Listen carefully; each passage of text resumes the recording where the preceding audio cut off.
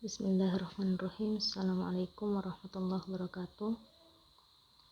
Perkenalkan, saya Nur Fadillah dengan NIM D1B120.051 akan memaparkan materi yang telah diberikan sebelumnya mengenai mata kuliah analisis jaringan tanaman, tanah, dan pupuk. Baiklah, langsung saja. Materi pertama mengenai colorimetric determination K. Prosedur kolorimetri dijelaskan untuk penentuan partikel kecil jumlah kalium. Tanah diekstraksi dengan reagen ekstraksi Bray dan kalium yang tersedia diendapkan sebagai kobaltinitrit. Tanah diekstraksi dengan reagen pengekstraksi Bray dan kalium yang tersedia diendapkan sebagai kobaltinitrit. Penentuan kalium yang diendapkan melibatkan diazotisasi asam sulfanilat menggunakan gugus nitrit dari endapan kobaltinitrit dan selanjutnya digabungkan dengan dimetil anilin untuk menghasilkan metil jingga. Warna diukur dengan absorptiometer specker. Metode ini dapat diterapkan untuk penentuan rutin kalium dalam ekstrak tanah. Jumlah endapan kalium kobaltinitrit dapat diukur dengan beberapa metode. Metode turbidimetri telah diusulkan tetapi terbuka untuk dikritik.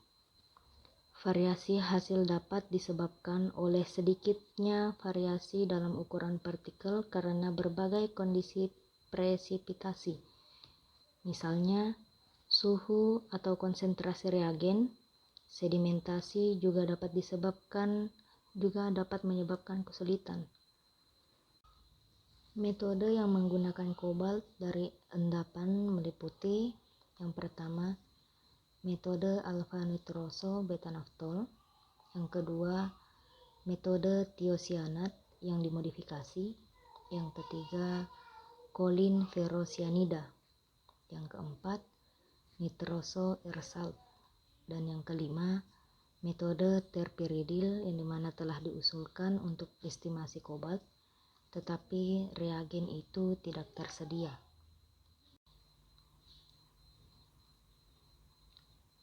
Metode untuk menentukan nitrit dari mengendap antara lain: pertama, reaksi Gries menggunakan alfa-neptilamin dan asam sulfanilat. Yang kedua, modifikasi Herzner dari reaksi Gries di mana merah diubah menjadi kuning atau oranye dengan penambahan alkali kuat.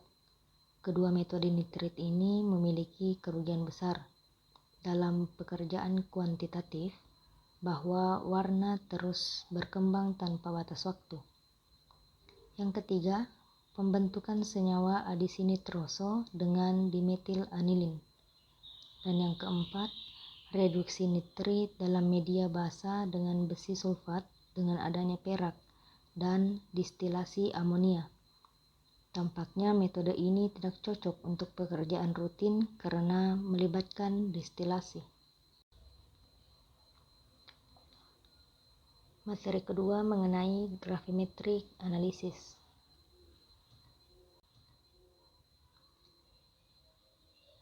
Metode analisis gravimetri terdiri dari beberapa jenis, di antaranya gravimetri pengendapan.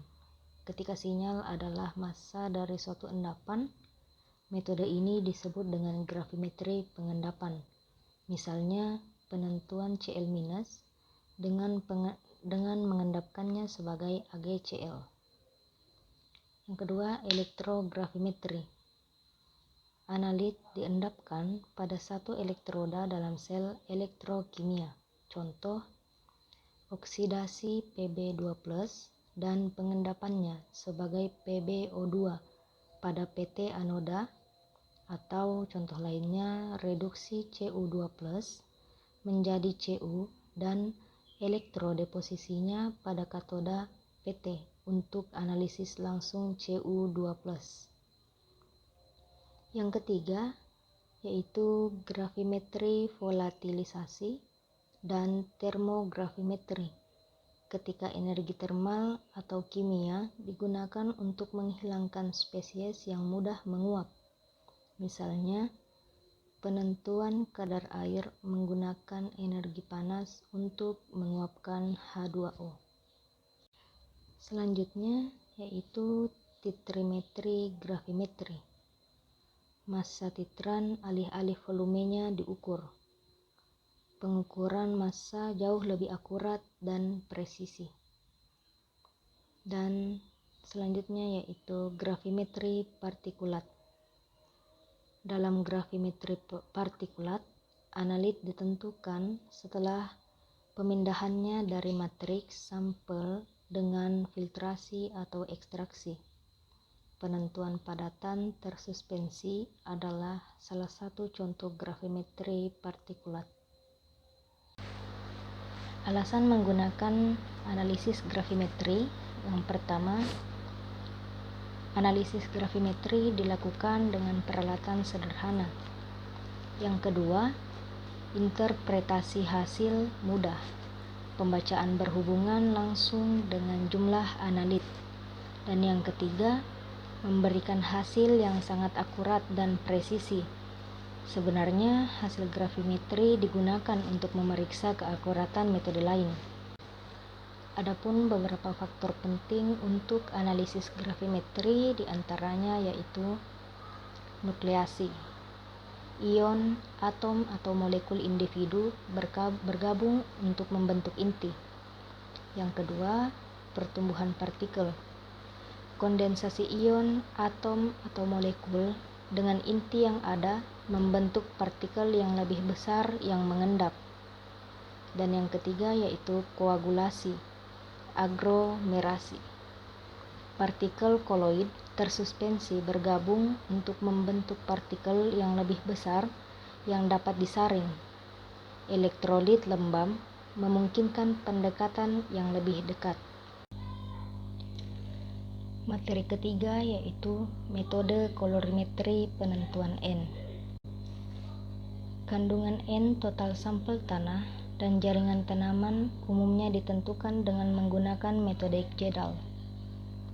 Metode Jedal dalam kimia analitik merupakan metode untuk penentuan kadar nitrogen organik dalam zat kimia seperti amonia. Setelah pencernaan NH4+ negatif N, sering dianalisis dengan distilasi uap dan prosedur titrasi. Prosedur ini sederhana untuk dilakukan, membutuhkan peralatan yang relatif murah, dan menghasilkan hasil yang dapat direproduksi. Namun, mereka menuntut banyak waktu yang ruang di laboratorium. Prosedur alternatif untuk mengurangi masalah ini adalah penggunaan elektroda amonia atau dengan penentuan kolorimetri NH4+ negatif N dalam sampel diges. Namun, penentuan kolorimetri NH4+ negatif minus yang diusulkan oleh Whitburn menggunakan reagen karsinogenik fenol. Prosedur kolorimetri yang diusulkan tepat, cepat, sederhana, dan tidak memerlukan ruang laboratorium atau peralatan laboratorium khusus.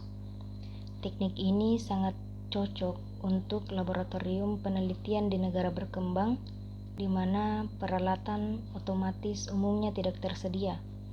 Hasilnya menunjukkan bahwa pemulihan NH4+ tambah negatif N setidaknya 99% dibandingkan dengan distilasi teknik dan kesepakatan yang erat antara kedua metode. Selanjutnya, prosedur kolorimetri yang diusulkan tidak termasuk reagen fenol karsinogenik dari teknik kolorimetri lain yang umum digunakan. Materi keempat yaitu metode kolorimetri penentuan P.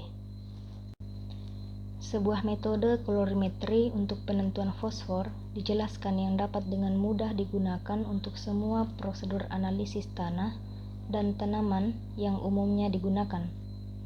Metode ini tidak terpengaruh oleh variasi moderat dalam keasaman, suhu, waktu, dan reagen pereduksi.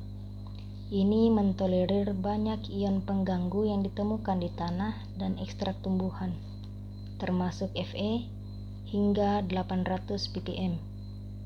Metode yang diusulkan ditemukan paling tepat jika dibandingkan dengan prosedur metrik warna lainnya. Materi terakhir yaitu metode titrimetri. Dalam titrimetri atau teknik volumetrik, bahan atau kelompok bahan yang dikuantifikasi dengan mengukur volume larutan per reaksi dengan konsentrasi zat yang diketahui larutan titrimetrik. Larutan titrimetrik digunakan untuk konversi kimia yang pasti dan lengkap dengan bahan yang akan diukur. Menambahkan reagen sampai seseorang dapat mengenali titik akhir reaksi dikenal sebagai titrasi. Sekian yang dapat saya paparkan. Kurang dan lebihnya mohon dimaafkan. Wassalamualaikum warahmatullahi wabarakatuh.